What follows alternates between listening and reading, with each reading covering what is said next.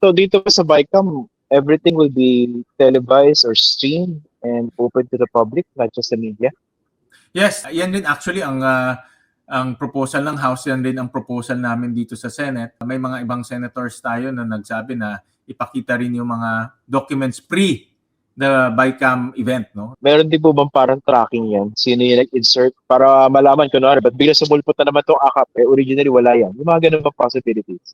Ang makikita mo dyan yung changes, no? At makikita mo yung changes, pwede mo nang tanungin any senator or any congressman for that matter, pwede itanong at bakit nagkaroon ng changes. So dyan na magkakaroon ng accountability and explanation bakit nagkaroon ng changes. Actually, i-upload namin yung journal and minutes. Nakasulat yun dun sa concurrent resolution. So makikita nila rin yung usapan doon. Aside from that, may mga senator din tayo nag-propose ng live streaming. So ila-live stream rin yan.